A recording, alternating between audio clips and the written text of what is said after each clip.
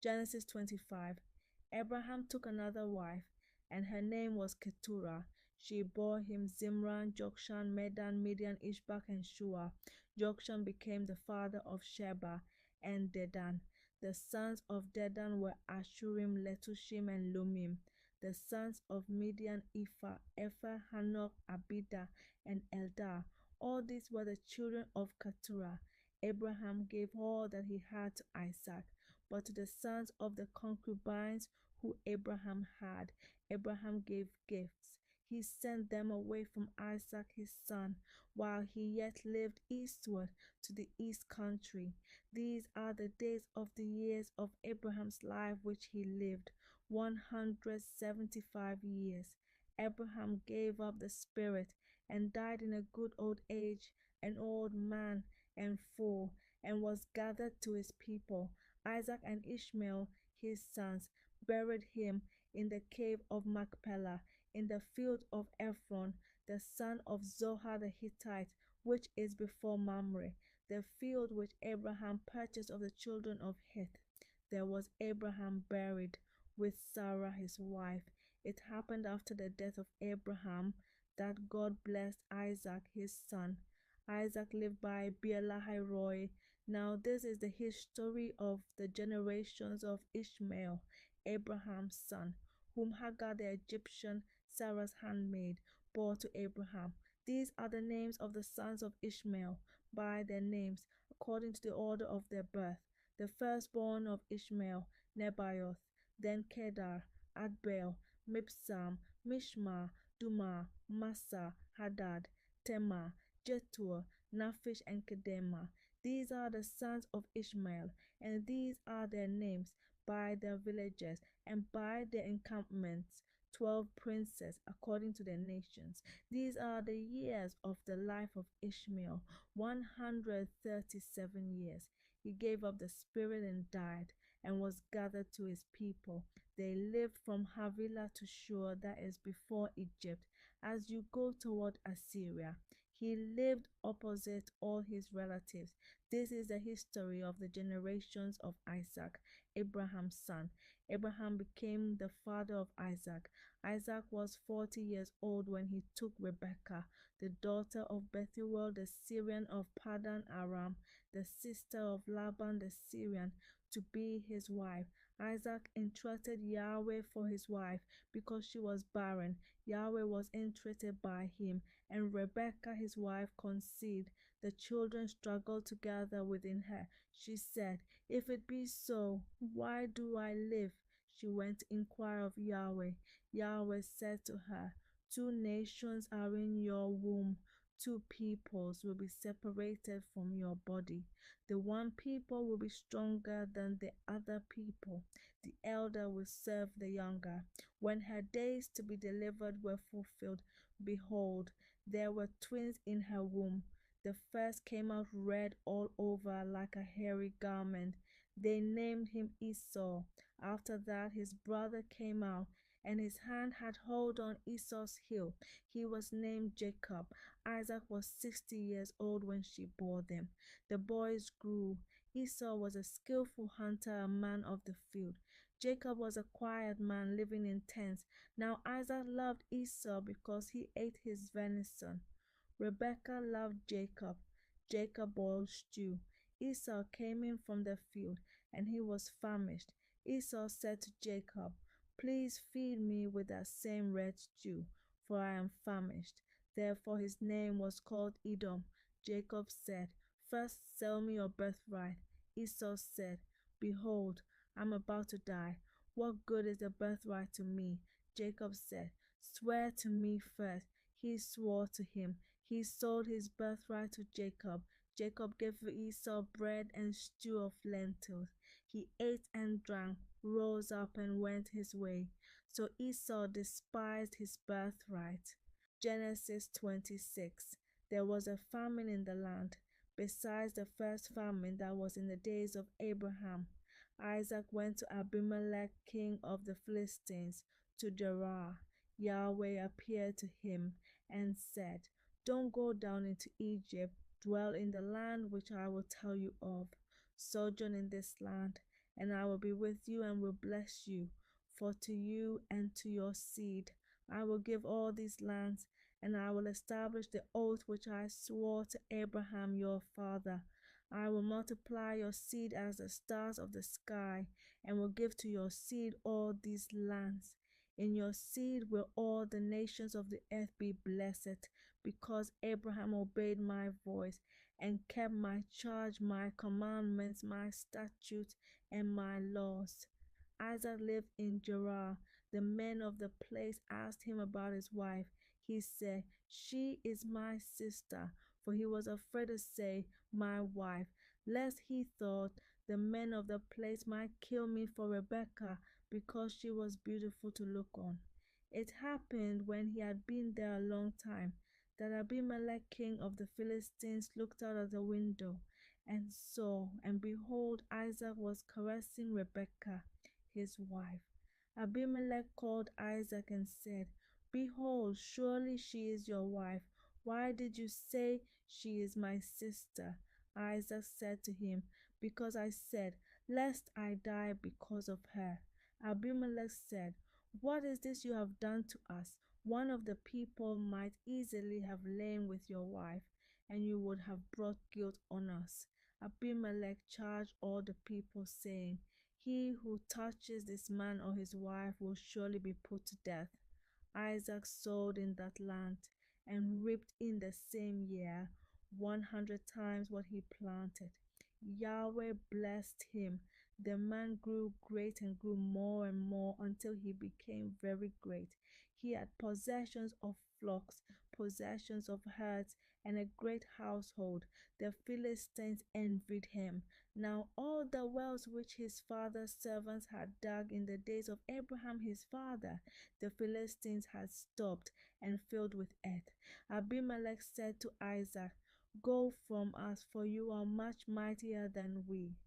Isaac departed from there, encamped in the valley of Gerar, and lived there.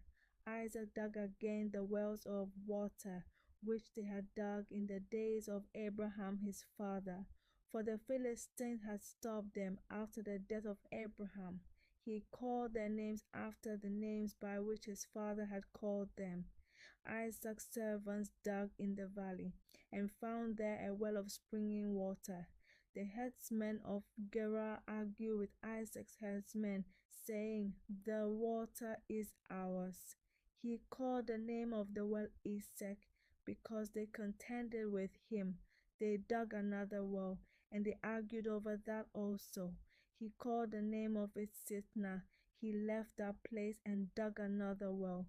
They didn't argue over that one. He called it Rehoboth.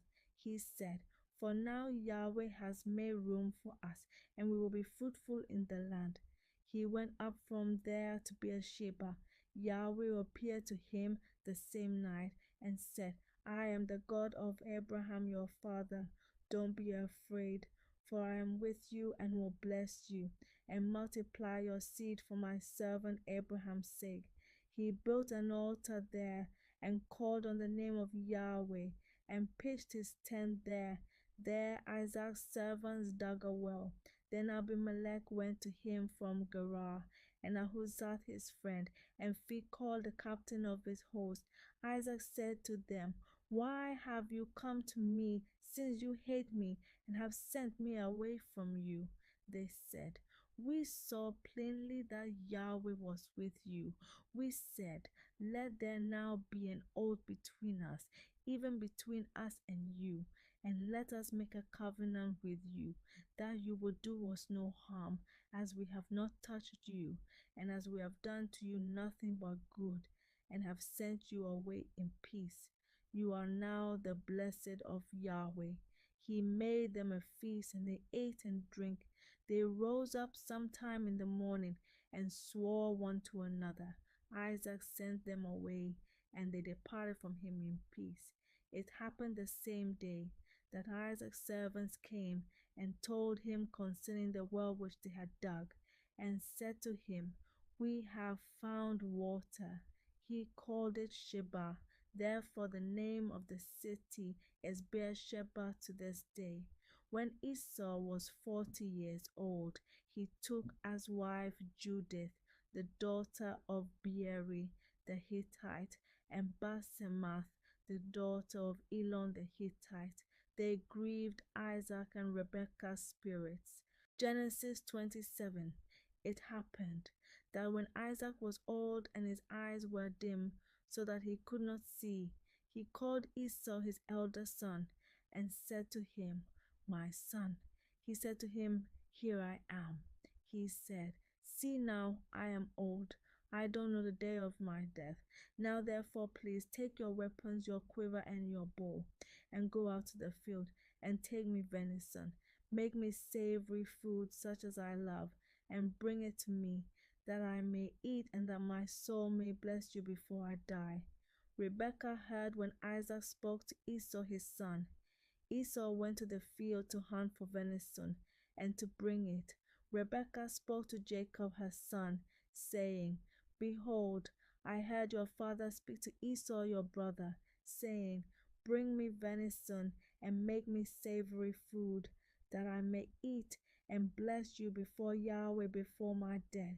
Now therefore, my son, obey my voice according to that which I command you. Go now to the flock and get me from there 2 good kids of the goats. I will make them savory food for your father, such as he loves. You shall bring it to your father that he may eat, so that he may bless you before his death. Jacob said to Rebekah his mother, Behold, Esau my brother is a hairy man, and I am a smooth man. What if my father touches me? I will seem to him as a deceiver, and I will bring a curse on myself and not a blessing. His mother said to him, Let your curse be on me, my son. Only obey my voice and go get them for me. He went and got them and brought them to his mother. His mother made savory food, such as his father loved. Rebekah took the good clothes of Esau, her elder son, which were with her in the house, and put them on Jacob, her younger son. She put the skins of the kids of the goats on his hands and on the smooth of his neck. She gave the savory food and the bread, which she had prepared, into the hand of her son Jacob. He came to his father and said, My father. He said, Here I am. Who are you, my son? Jacob said to his father, I am Esau, your firstborn. I have done what you asked me to do. Please arise, sit and eat of my venison, that your soul may bless me. Isaac said to his son, How is it that you have found it so quickly, my son? He said, Because Yahweh your God gave me success. Isaac said to Jacob, Please come near, that I may feel you, my son, whether you are really my son Esau or not. Jacob went near to Isaac his father. He felt him and said, The voice is Jacob's voice, but the hands are the hands of Esau. He didn't recognize him because his hands were hairy like his brother Esau's hands. So he blessed him. He said, Are you really my son Esau? He said, I am. He said, Bring it near to me, and I will eat of my son's venison, that my soul may bless you. He brought it near to him, and he ate. He brought him wine, and he drank. His father Isaac said to him, Come near now, and kiss me, my son. He came near and kissed him. He smelled the smell of his clothing, and blessed him, and said, Behold, the smell of my son is as the smell of a field which Yahweh has blessed. God give you of the dew of the sky, of the fatness of the earth, and plenty of grain and new wine. Let people serve you, nations bow down to you. Be Lord over your brothers. Let your mother's sons bow down to you. Cursed be everyone who curses you. Blessed be everyone who blesses you.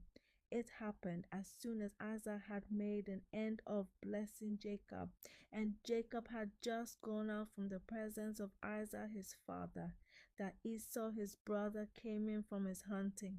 He also made savory food and brought it to his father. He said to his father, "Let my father arise and eat of his son's venison, that your soul may bless me."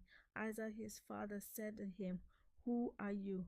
He said, "I am your son, your firstborn, Esau."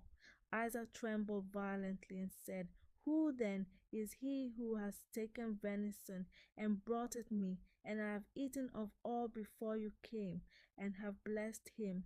Yes, he will be blessed." When Esau heard the words of his father, he cried with an exceeding great and bitter cry, and said to his father, "Bless me, even me also, my father." He said, "Your brother came with deceit and has taken away your blessing." He said, "Isn't he rightly named Jacob? For he has supplanted me these 2 times. He took away my birthright. See, now he has taken away my blessing." He said, "Haven't you reserved a blessing for me?"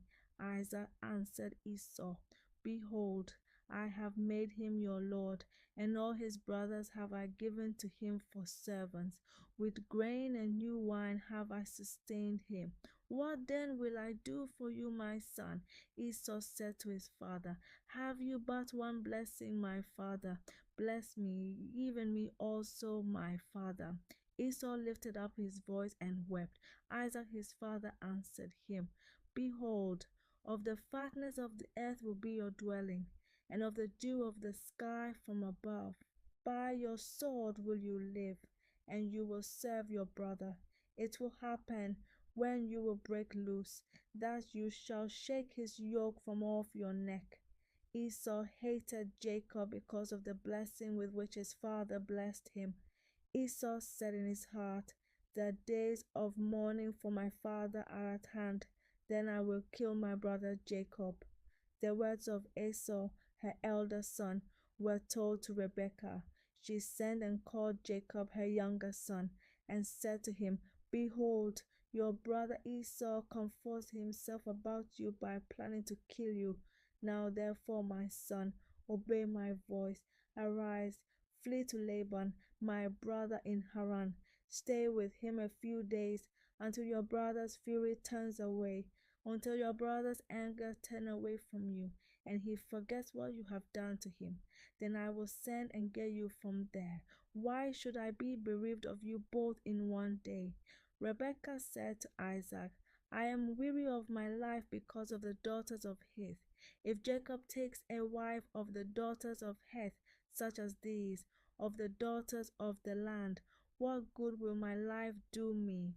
Genesis 28. Isaac called Jacob, blessed him, and commanded him, "You shall not take a wife of the daughters of Canaan.